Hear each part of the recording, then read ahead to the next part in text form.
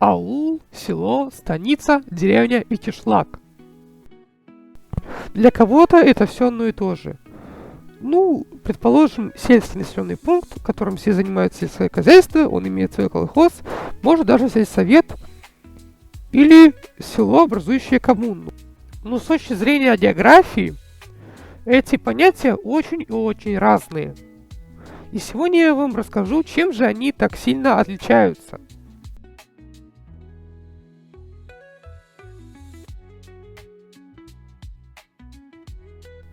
Раньше главным критерием для села было наличие церкви. Хотя в наши дни это правило стало менее строгим. Село от прославянского «село», «пашня».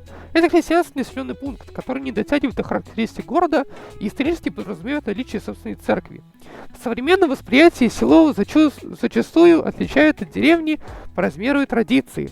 Название сел в России обычно заканчивается на «о» или «ское». Потемкино, Балабаново, Екатеринское, бывают совершенно другие. Например, просто овощи. Ну, овощи, просто вот овощи.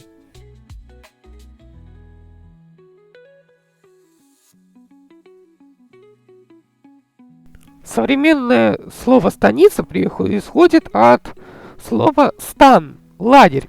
Изначально означало казачье военное поселение с церковью, способное выставить на поле боя целую сотню всадников. Каждая станица должна была иметь свой юрт.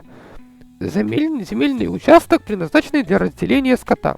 Теперь же на юге России станицами называют населенные пункты, основанные казаками, которые не стали городами. То есть это могут быть села или деревни, поскольку казаки всегда отрицательно относились к слову деревня. Самые большие станицы в России находятся на юге, в республике Адыгея и в Краснодарском крае.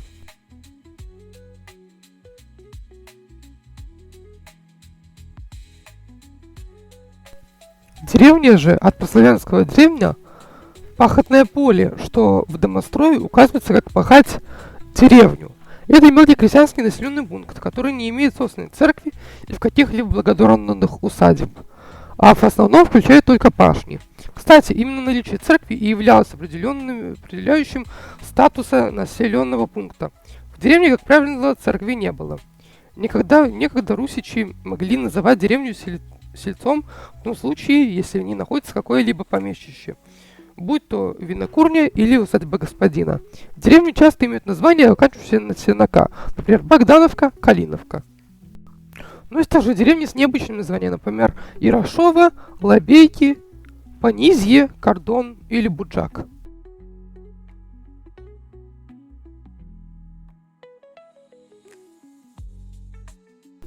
Аул — это еще один интересный вид сельского населенного пункта в России, в переводе с тюркского, обозначающий несколько кочевых юрт. Сегодня аулы представляют собой небольшие населенные пункты, где, правило, обладают жители из числа коренных нехристианских народов. Их можно встретить в горах, предгорьях и степных районах. В Адыгее, впрочем, аулы весьма крупнее. Например, Тахтамукай – это центр, но аул. В нем проживает порядка 10 тысяч человек. Аул Казет под Краснодаром в последние 15 лет вырос втрое, став огромным пригородом, почти сросся с поселком Яблонский.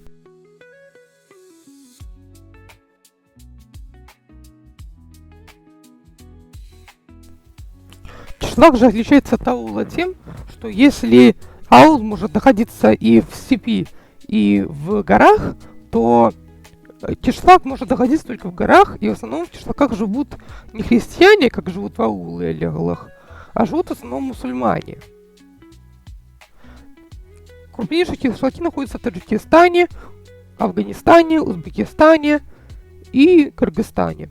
А если вам правда понравился этот ролик, пожалуйста, поставьте лайк на него, подпишитесь на канал, напишите в комментариях где-нибудь под моим видео, просто я ставлю обычно видео для детей, и поэтому отключаются комментарии. Напишите где-нибудь в комментарии, из какого вы типа населенного пункта. И всем пока.